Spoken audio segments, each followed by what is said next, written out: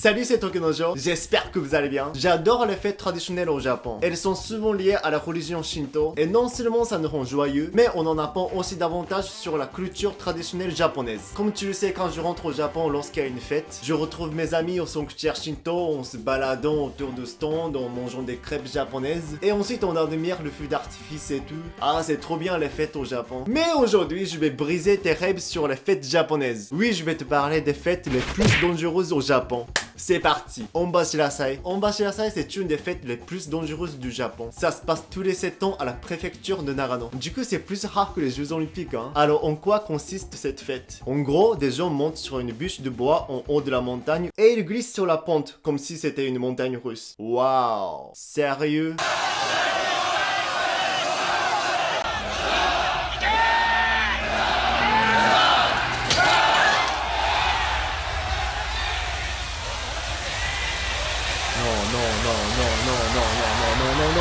Non.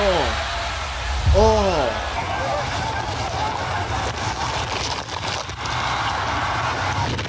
Mais putain, regarde cette hauteur. Les gens tirent aussi par le bas, alors ça va accélérer de ouf. En plus, ils font ça plusieurs fois par jour.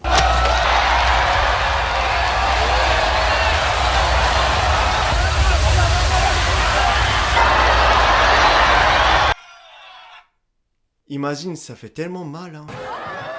Oh, putain, elle est tombée. Mais c'est quoi cette forme? Mais franchement, on ne peut pas rigoler sur cette fête. Car chaque fois dans cette fête, il y a un accident mortel et plein de blessures. 1980, un homme est mort à cause de la bûche qui tombe. 1986 aussi, une spectatrice est morte à cause de la bûche. 1992, un homme a été écrasé par une bûche, alors il est mort. 2010, 2 personnes ont été écrasées par une bûche, alors elles sont mortes. Même la dernière fois, en 2016, un homme s'est encore fait écraser par une bûche. Évidemment qu'il est mort. Alors pourquoi cette fête continue d'exister? La police japonaise n'intervient jamais? Mais bien sûr que oui! Suite à l'accident mortel en 2016, il y a des avocats qui ont enfin porté une accusation envers le sanctuaire Shinto qui organise cette fête, mais aucune poursuite n'a été effectuée, car c'est une fête religieuse et traditionnelle au Japon, et tout le monde sait qu'il y aura forcément au moins une personne qui sera morte à chaque fois à cette fête. Bah, participer à cette fête signifie être ok de mourir ou quoi. Et d'ailleurs, cette fête existe depuis plus de 1000 ans. C'est une fête à la base pour souhaiter la bonne récolte. Il la fêtait régulièrement même pendant la guerre mondiale. Alors apparemment, même si la fête a été décalée, elle existe toujours. Il y a quand même certains japonais qui disent Koyu abunai machi wa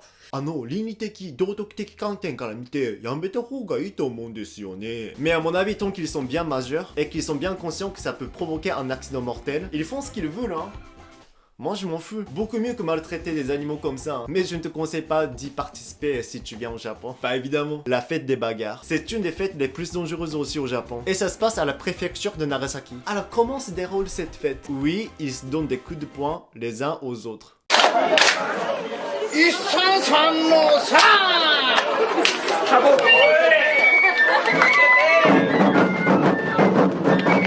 Ça c'est vraiment la musique dans les fêtes au Japon. Surprise, motherfucker!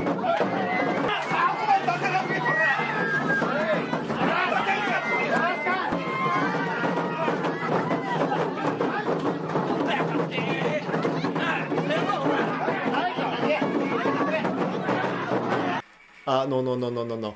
Faut que je mette follow. On s'en bat les couilles, on s'en bat les couilles, on s'en bat les couilles.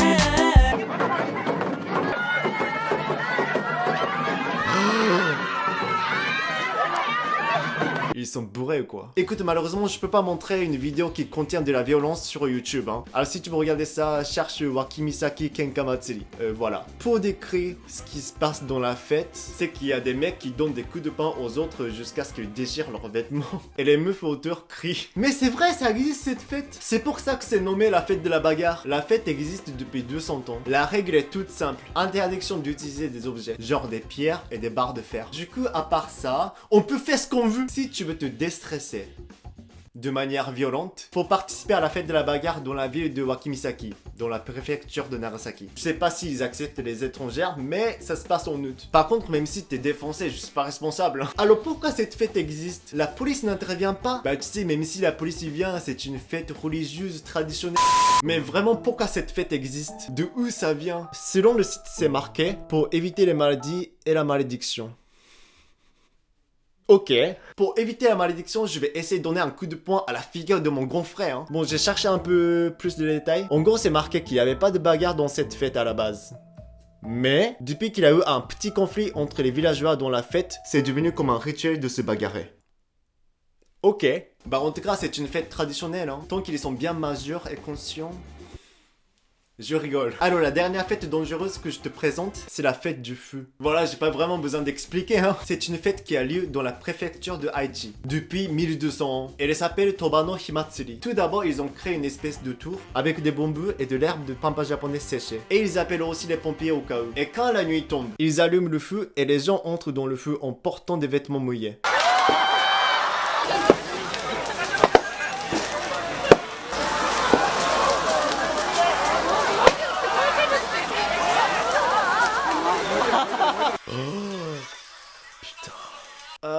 En tout cas, ça se passe en hiver. Alors, au moins, ils n'ont pas froid. Je comprends ce que tu veux dire.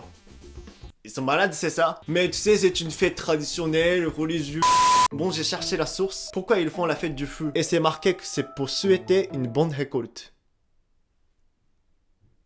Voilà, en gros, les Japonais mettent leur vie en danger pour une bonne récolte, hein. Mais bon, je sais pas si n'importe qui peut participer à cette fête. Mais si tu t'intéresses à voir des gens dans le feu, la fête s'appelle Tobano Himatsuri. Ça se passe en général à la préfecture d'Aichi en février. Et bon, c'est la fin de vidéo. Il y a encore des fêtes dangereuses au Japon, mais je te les présenterai un autre jour. Et merci d'avoir regardé cette vidéo, j'espère que ça vous a plu. Si tu veux participer aux fêtes que je t'ai présentées, n'hésite pas à liker et à partager la vidéo. Et abonne-toi à Tokyo no Jo s'il te plaît. Salut!